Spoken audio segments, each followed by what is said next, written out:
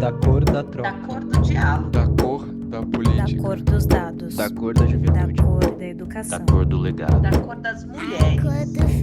A Voz da Cor, o podcast onde vozes diversas se encontram.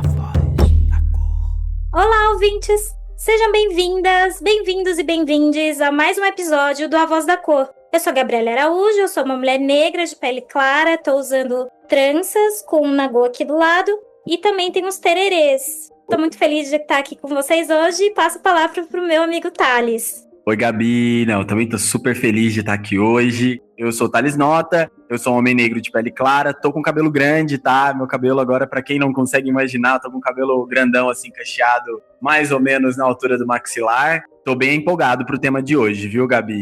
A gente fica falando sempre com papel especial, mas realmente tem dias que são assuntos que a gente quer falar mesmo, né? E eu acho que hoje esse é um deles, porque hoje a gente vai falar do Islã, uma das expressões artísticas do movimento hip-hop, representada pela poesia falada e expressa em batalhas entre seus praticantes, que são chamados de Slammers. Já ouviu falar, Gabi? Já ouvi falar, Thales, e eu queria compartilhar um pouquinho mais sobre o Islã. Esses campeonatos eles foram criados lá na década de 80, em Chicago, nos Estados Unidos. E seus primeiros registros dessas batalhas de poesias aqui em terras brasileiras, eles são lá de 2008. Por intermédio da Roberta Stella Dalva, que é atriz, MC, pesquisadora e poeta. Ela fundou, tô falando de São Paulo, a Zona Autônoma da Palavra, ou o Zapslan, junto ao coletivo de teatro hip-hop Núcleo Bartolomeu de Depoimentos. E hoje, gente, o Islã, ele está presente em diversos espaços, alguns festivais, muitos festivais, aliás, e várias competições pelo Brasil e no exterior. Tem um dado especial sobre o Islã, Gabi, que é do Islã BR, o Campeonato Brasileiro de Poesia Falada,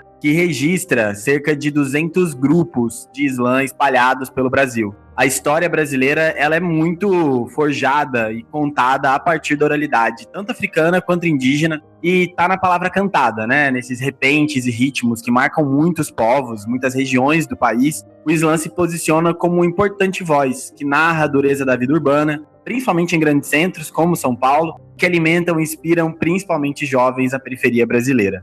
E a gente vai falar não só, assim, do São Paulo, da onde surgiu o Islã, né, com o registro da Roberta, mas também de fora no nosso eixo Rio-São Paulo. E por isso mesmo a gente convida o Hel Bala, é um jovem negro das periferias da Zona Norte sergipana. Ele ingressou na arte ainda cedo, com um impulso de reivindicar soluções para os problemas sociais que ele assistiu de perto desde o seu nascimento. Bicampeão estadual e terceiro lugar nacional de poesia falada do Islã BR em 2025.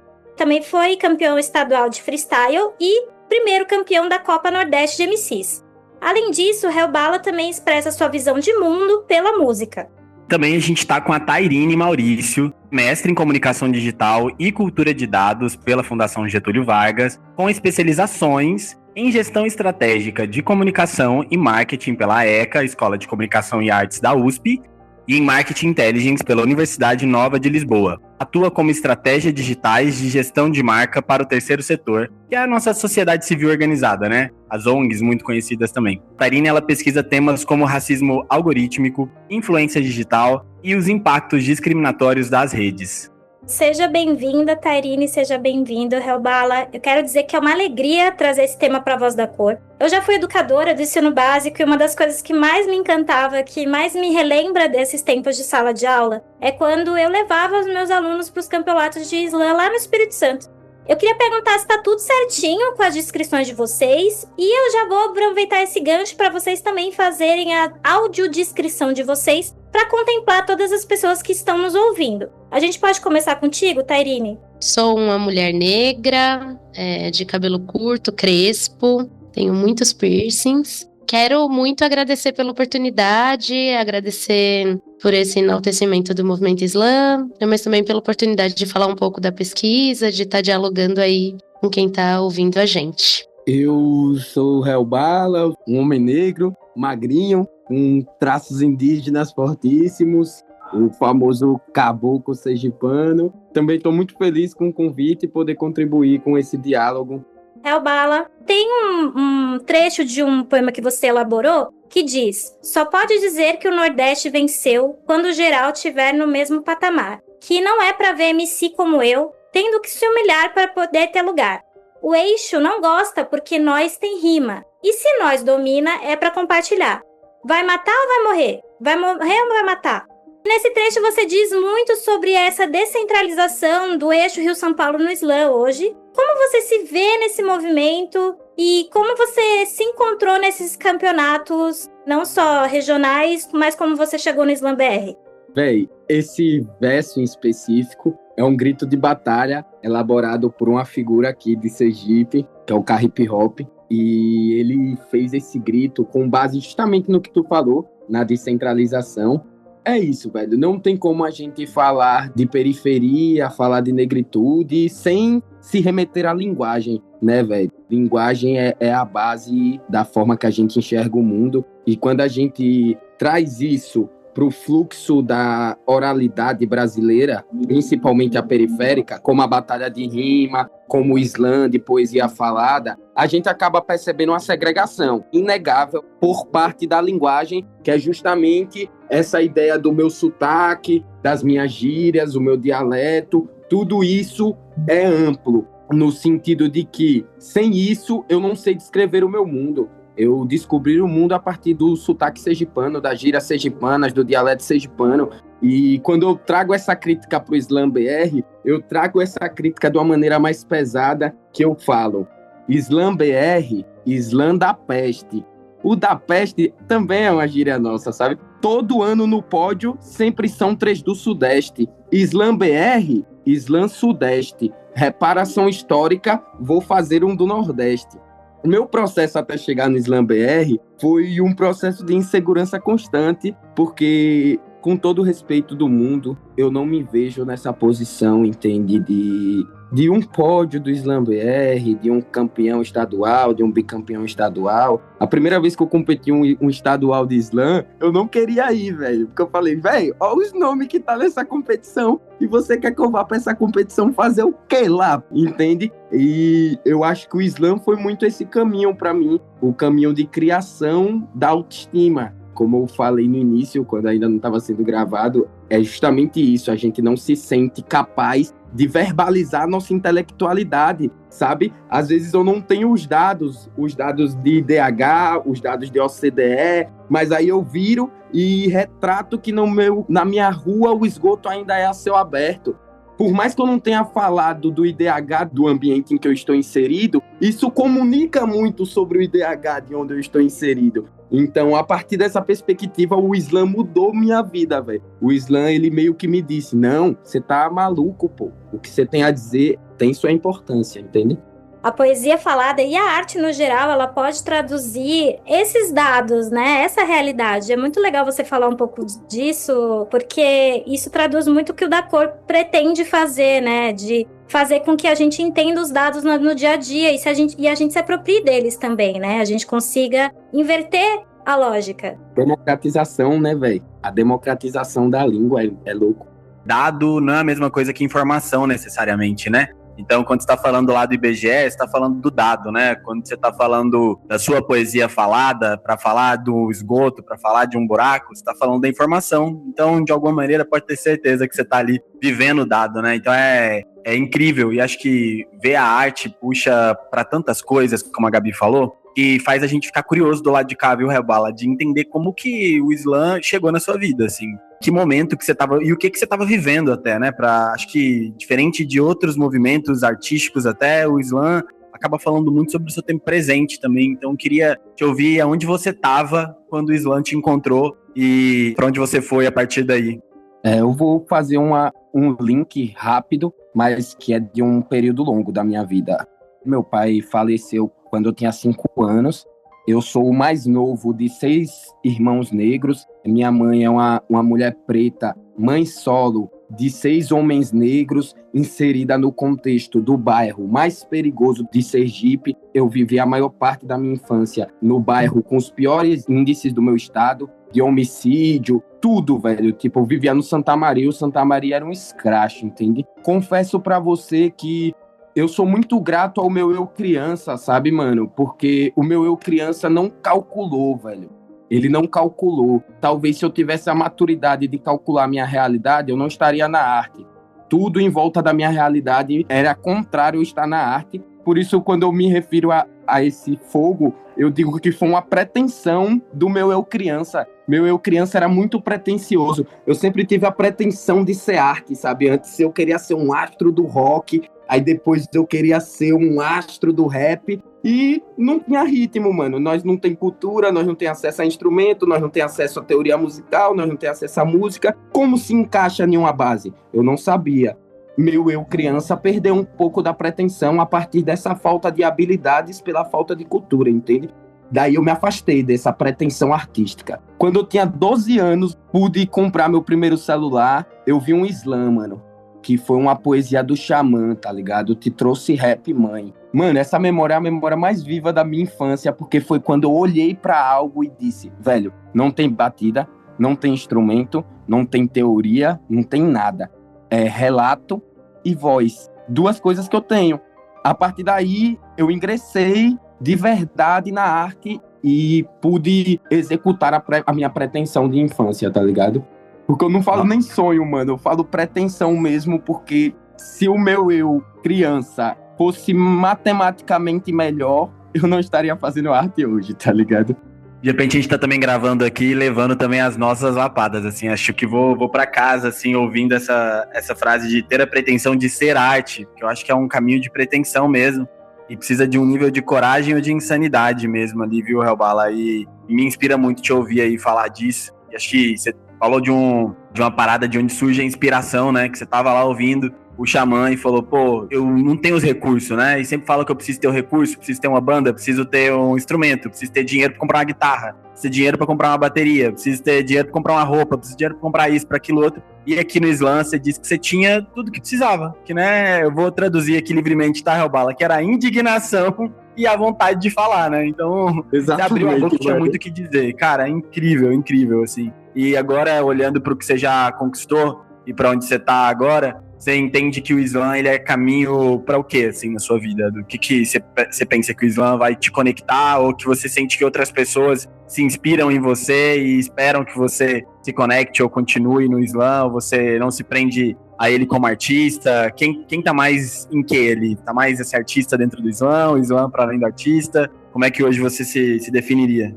Participei de um sarau muito especial, que é o Sarau da Quarta, lá em Brasília, acontece na Ceilândia, no Cio das Artes, é tipo o berço da arte periférica do DF. E aí, velho, quando eu fui iniciar minha apresentação, eu acho que eu fiz a melhor definição, mano. Pra mim é assim, eu sou um cachorro sergipano que aprendeu a latir muito cedo, não parou mais de latir e não vai parar de latir até as cordas vocais arrebentar, tá ligado? Eu não tenho... Mano, eu acho que toda a minha pretensão acabou com o meu eu criança, tá ligado? Hoje em dia eu não tenho pretensão nenhuma, mano. Eu não tinha pretensão de chegar ao Slam BR, eu não tenho pretensão de ganhar o Slam BR, tá ligado? Eu não tenho essas pretensões, mano. Minha arte é muito mais uma parada assim, velho, eu vivi isso, eu vi isso, eu passei por aqui. Velho, eu sou o único que passou aqui, por ali, por isso aqui, e sabe fazer slam. É minha obrigação, mano, tá ligado? Eu tenho mais como uma obrigação do que como uma pretensão de ganho financeiro, de crescer mediaticamente, sabe? Eu acho que minha maior pretensão é encontrar outro cachorro que ainda não sabe latir, mano, e botá-lo pra latir também, tá ligado? A emancipação dos vira-latas caramelos, então, é isso, Helbala? É isso mesmo, mano, a emancipação dos cachorros.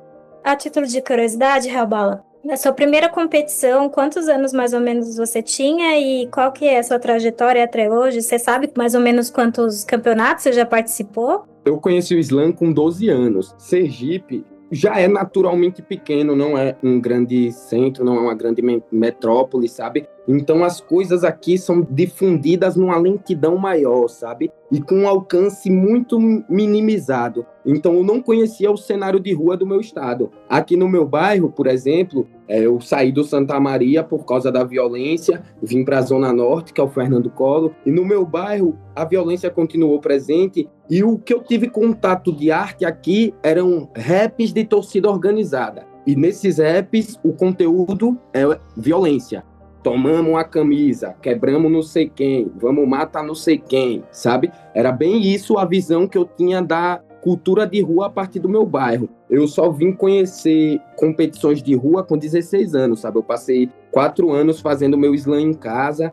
2 anos após eu começar, eu decidi que eu não poderia mais ficar guardado. Comecei a postar no Instagram minhas poesias, que era meu único meio de comunicação. Posteriormente, através das minhas poesias no Instagram, eu conheci o cenário de rua, me inseri no final de 2021, com 16 anos. De primeira, eu não tinha autoestima de me ingressar em slam, sabe? Eu rimava em batalha porque eu achava, não, batalha é um bagulho mais besta, velho. No princípio, assim, não, velho, batalha de rima, fazer umas rimas, improvisar. Agora, slam, você prepara um texto que existe uma coesão, uma coerência, um embasamento com a realidade. Então, até eu criar minha autoestima para participar de slam, eu levei 1 ano e meio recitando na rua, até recitar meu primeiro slam.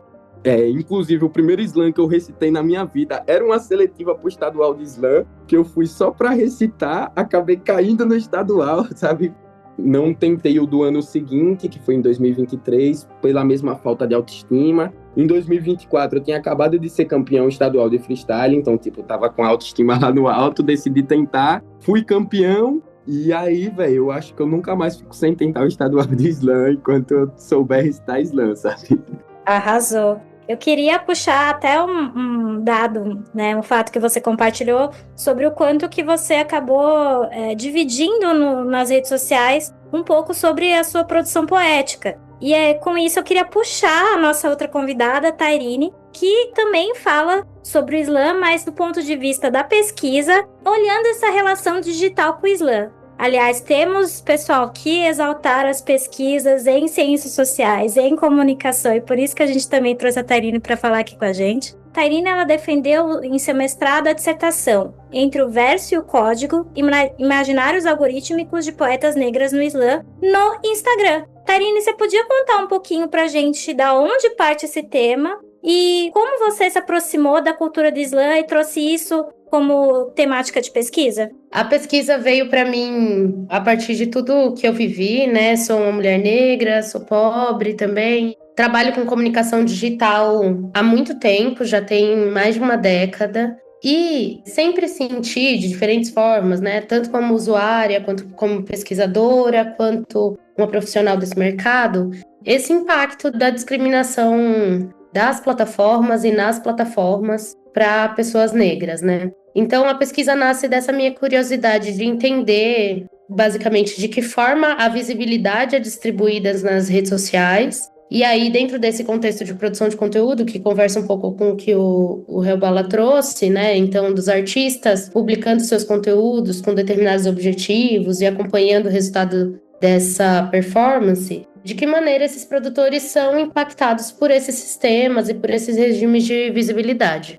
Quando a gente fala de visibilidade, né, e dessa distribuição da visibilidade, a gente também está dentro de uma discussão do que é importante para a sociedade, né, do que está sendo priorizado em detrimento de outros temas e de que escolhas as mídias continuam fazendo para uma manutenção de uma hegemonia cultural de pessoas brancas e esse apagamento de uma cultura preta, das pessoas pretas e tal.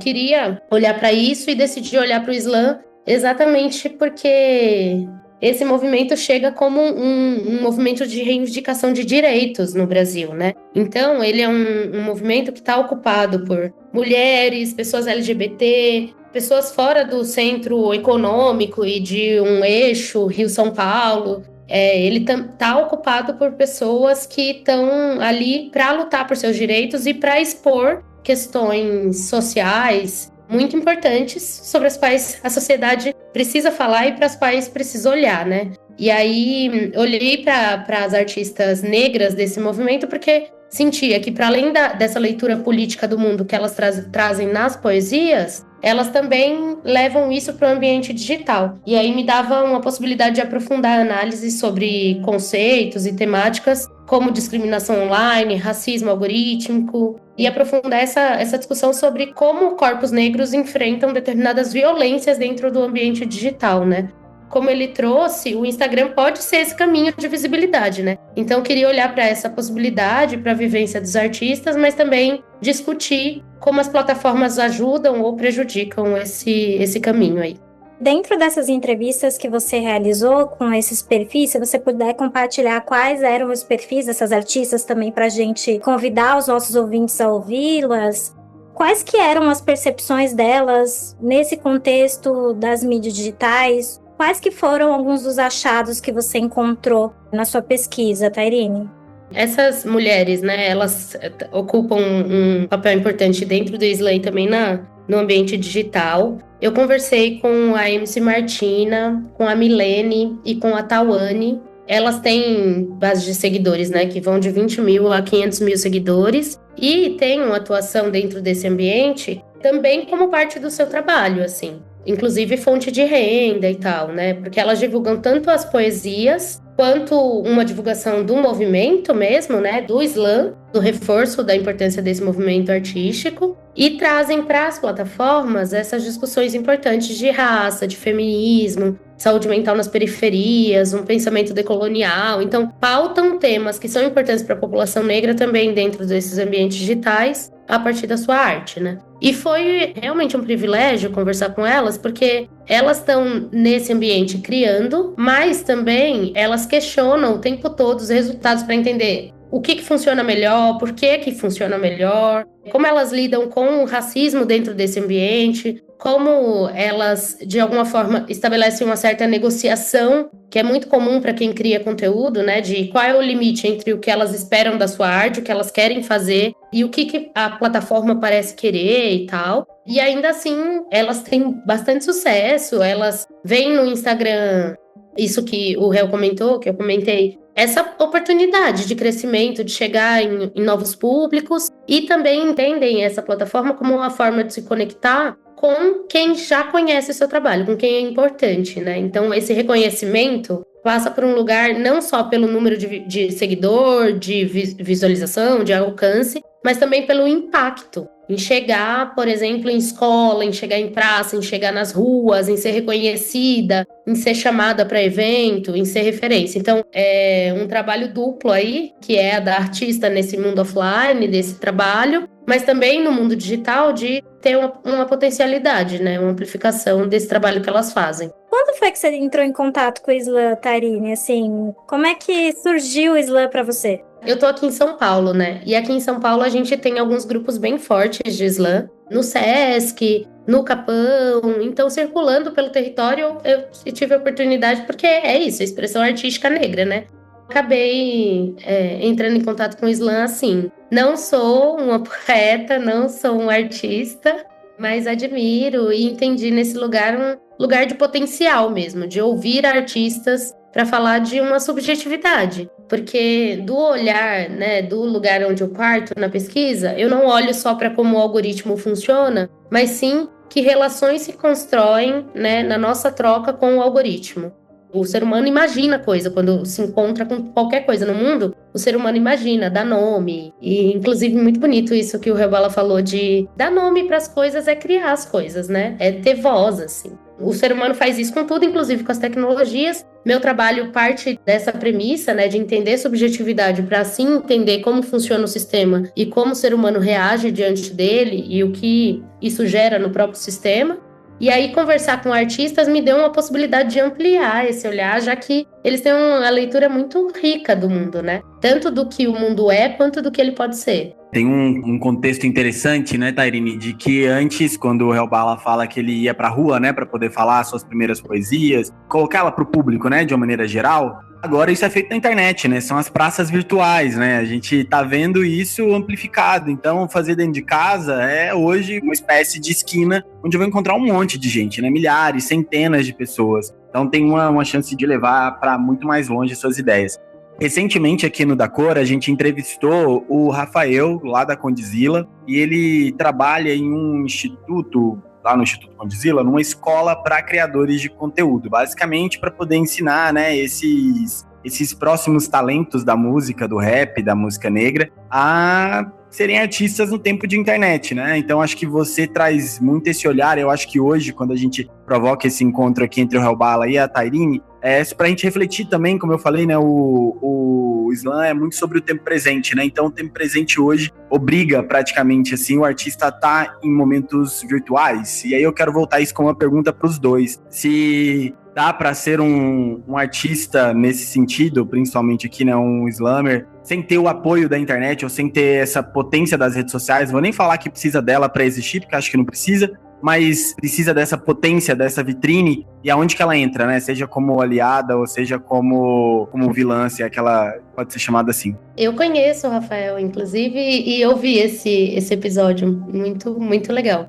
Para te responder, assim, de forma direta, não dá. Não dá porque a gente está localizado nesse mundo que exige determinados comportamentos e determinadas visibilidades para a gente existir, ainda mais pro mundo artístico, né? O que eu vi na pesquisa, assim, é que a gente precisa encontrar um pouco de sentido para resistir e para elaborar novas estratégias para permanecer, porque você está dentro de uma plataforma que não te remunera da forma adequada, que não reconhece seu trabalho, que não só não apoia, né, não amplifica o seu trabalho, muitas vezes reduz a visibilidade dele, é um tipo de resistência contínua, né? Então, tem que encontrar sentido, e na pesquisa o que eu vi é que essas produtoras de conteúdo encontravam sentido nas pessoas, nas trocas com as pessoas, que é um pouco isso que o Helbala trouxe, que outros cachorros ouçam e que possam latir também, numa ideia de conseguir ser referência, de conseguir ser um referencial para novas gerações. E a internet definitivamente, o Instagram, por exemplo, é uma grande oportunidade, embora, como todos os outros sistemas, né, como as mídias, sigam determinados padrões de priorizar alguns públicos em detrimento de outros, e nessa conta algumas pessoas saem perdendo, né? Definitivamente pessoas negras, de classe baixa, pessoas gordas. Com certeza. E pra você, Helbala, qual que é o papel das redes sociais na sua carreira no slam ou como um poeta, de forma geral? As redes sociais é isso, né, velho? Ela é só um recorte do que nossa sociedade já é. Eu acho que a gente tá na rede social, a gente tá igual no mundo real, velho. Limitado às periferias do algoritmo, tá ligado? Aquele bequinho, aquela brechinha. Eu sempre brisei muito num conceito de arte que não passa pela venda, tá ligado? Eu costumo só pensar na comercialização depois da arte pronta, tá ligado? A maioria dos meus textos eu escrevo sem saber se é um slam, se é um boom bap, se é só um texto. Eu escrevo o texto porque eu sei que eu tenho alguma coisa ali, velho, que não dá pra ficar aqui dentro. Aí eu pego, comunico isso e aí falo, porra, isso aqui dá um slam, isso aqui dá um boom bap, tá ligado? E a partir daí eu tento fazer essa comercialização. A rede social pra mim é isso. A rede social é você ter um pulso de movimento parado, né, mano? Você tá aqui parado, por exemplo, eu abro o Spotify Artistas, tem a porra de 3 ouvintes do Japão, mano. Tipo, caralho, que porra é essa? Eu tô em Sergipe, mano. Tem 3 pessoas, pode ser brasileiro, pode ser japonês, que ouviu meu som no Japão, sabe? Tipo, é muito doido. A primeira vez que eu ouvi esse termo, racismo algorítmico, foi num curso de introdução à filosofia da Catiúcia Ribeiro. E aí ela destrinchou esse termo assim pra mim. É isso, né, velho? A gente é periferia, a gente meio que recebe esses termos mais eruditos de maneira meio com o pé atrás. Caralho, racismo algorítmico, mano, que merda esses brancos inventou de fazer com nós dessa vez, tá ligado? E aí, mano, recentemente houve uma notícia de um mano que foi preso por engano, entre milhares de aspas, 4 vezes seguidas pelo reconhecimento facial, pela cor da pele do mano, pela textura do cabelo do mano. E se a gente traz isso pra arte, eu sempre gosto de pôr meu recorte, mano. Sou sergipano, tá ligado? Sou um homem negro, sou um indígena que tá organizado no urbano, né, mano? Tipo, eu não tenho acesso à minha linguagem verdadeira, tá ligado? A linguagem que minhas matrizes falavam, eu não tenho acesso, nem sei, na real, qual era a linguagem exata das matrizes que deram origem à minha família, tá ligado? E então, quando eu entro nesse mundo da rede social, é meio que isso. Eu tô mais limitado ali, transito só entre poucos perfis justamente por isso, mano, o sotaque, o jeito, a classe social, ao mesmo tempo que não tem brecha pra gente nesse ambiente da rede social, é impossível, mano, você produzir qualquer tipo de entretenimento sem usar a rede social. Por mais que seja militância, por mais que seja construção, reivindicação, é entretenimento, mano. Um entretenimento pra pensar, sim, mas deixa de ser entretenimento não, tá ligado? E é isso, velho. Produzir entretenimento sem rede social é meio que perder 50% do que o entretenimento pode lhe gerar, seja financeiramente, seja visibilidade. E a gente também precisa ter o direito a esse entretenimento, né? A gente também precisa ter direito a esses espaços. Queria só falar aqui já um spoiler, tá? Que a gente tá chegando no final, mas o Hellbala fez um spoiler sem querer aí de algumas coisas que a gente pretende, e temas que a gente pretende abordar em breve, né, Gabi? Exato. Aqui no nosso podcast, né? Essas questões indígenas, viu, Hellbala? São temas que a gente tá vendo cada vez mais urgentes para trazerem para cá, principalmente por a gente entender aqui no nosso país essa visão de raça muito no lugar fenótipo, principalmente olhando para a cor de pele e nossa formação, né, ter sido uma formação de país muito, muito, muito insana, né, que excluiu e matou e privou a gente da nossa história. Então, acho que o A Voz da Cor também se firma para uma voz que pode dialogar mais com as questões indígenas e a gente tá irmão, coisas interessantes para os próximos episódios, viu, Hellbala? Já deixa aqui para os ouvintes, aproveitando a sua deixa. É isso, eu acho que a questão indígena, eu tô sempre reafirmando isso, por mais que a gente se leia, todos nós aqui nos lemos como pessoas negras, não depende da nossa autoleitura, sabe? É muito mais sobre nossa raça social, sobre como as pessoas leem a gente, entende? No consciente coletivo brasileiro, o indígena, ele tá de tanga e cocá, mano, com um arco e flecha na mão, e tipo, isso é uma mentira, tá ligado? Isso é uma mentira, os indígenas estão nas cidades, mano, os indígenas estão em todos os lugares, tá ligado? Os retintos têm sangue indígena, os que se dizem brancos têm uma brechinha indígena ali, tá ligado? E é isso, a leitura dos outros define quem a gente é, né, mano? E se a gente não deixa claro pros outros quem a gente é apagado, velho. Eu odeio a ideia de quando eu vou me inscrever no edital, eu sou obrigado a pôr pessoa parda. Porque se eu for colocar que eu sou indígena, eu preciso ter a porra de um documento assinado por alguma comunidade tradicional. Como assim, mano? Tá no meu sangue, tá nas minhas raízes. Eu sofro a segregação por ser quem eu sou, mas eu tenho que me ler como uma etnia que não existe para participar de uma política pública, entende? E, tipo, essa estrutura vai se reafirmando em vários ambientes, tá ligado, mano? Bom, a gente está encerrando o nosso papo. Eu agradeço demais a presença de vocês. Já convido para outras oportunidades, né? Nos bastidores a gente estava falando sobre dicas, o quanto que a gente conhece também de outros espaços que não os brasileiros, inclusive de Islã. Se vocês puderem compartilhar um pouquinho sobre isso no final, mas a gente já estende outras oportunidades para falar disso. Eu espero que você, ouvinte, tenha apreciado esse episódio. Fica o convite também de vocês ouvirem mais o Islã e ouvirem também o trabalho não só do Hellbala, mas das mulheres às quais a Tairine pesquisou. Vocês querem deixar justamente os arrobas de vocês? A gente falou de redes sociais, os espaços digitais. E que bom que a gente está neste espaço digital, né? A gente pode se encontrar em locais diferentes do país. Mesmo em São Paulo, eu, Tairine e Thales, mas a gente está distante, conectando com o Hellbala no Nordeste. Agradeço o convite de coração. Tipo, eu acho que essa é a parte que me apaixona na tecnologia, que é tipo, velho, a gente tá no mesmo ambiente, fazendo uma troca, mesmo estando em lugares totalmente distantes. Meu arroba do Instagram é Hellbala1. Queria também pedir que quem tá ouvindo siga o Islã Sergipe, que é o estadual do meu estado. Siga o Poesia Marginal, que é o Islã que eu comecei. E é isso, sigam o Instituto da Cor, sigam as pessoas envolvidas nesse projeto gigante e que isso aqui vai crescer muito mais, velho. Nem precisou a gente fazer o nosso jabá, arrasou, Hellbala. Pode seguir, Tairine, por favor. Maravilhoso, faz o trabalho completo. Quero agradecer muito pela conversa, assim, ouvir o Hellbala também é muito, muito potente, né? Também agradecer o enaltecimento do movimento, é muito importante, resiste, existe. Destacar a importância desse trabalho digital dos artistas para construir novos imaginários mesmo sobre pessoas negras, sobre esses temas que a gente tratou aqui hoje, já que por muito tempo não éramos nós que contávamos nossas histórias, então estar nesse espaço com vocês é muito potente. E é uma retomada de narrativa que vocês estavam trazendo sobre populações indígenas, por exemplo, né? É uma retomada de narrativa que vai, se tudo der certo, alimentar próximas gerações com referências de quem a gente pode ser, quem a gente pode se tornar e tal. Também dizer da importância de a gente dar nome para essas dores, né?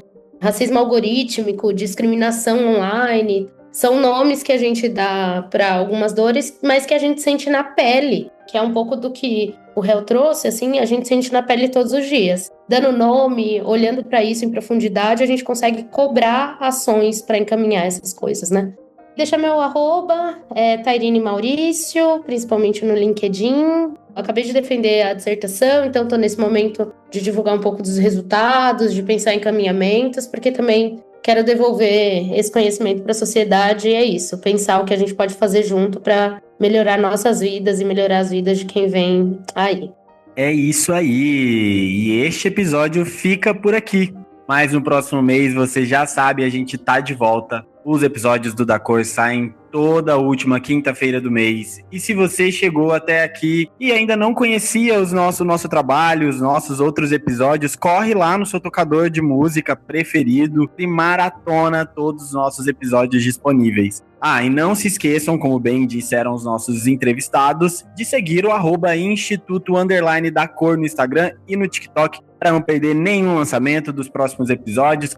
Interaja bastante com a gente, porque a gente gosta e responde tudo por lá. As minhas redes também é @Thales, com TH Luanota. Obrigado pela sua audiência. Acho que pra Gabi também deixar as redes dela, a gente aproveitar aqui e fazer essa grande corrente e a gente encerrar o nosso episódio. Bom, meu arroba é Gabriele, com L só e Y no final, L só, gente, não é 2 não. Ponto Araújo. Muito obrigada pela presença e pela audiência. O roteiro, ele foi elaborado por mim e pelo Thales, com o apoio da Juliana Ribeiro. A produção é da Ana Luísa França e a edição é do Léo Corta. Até a próxima!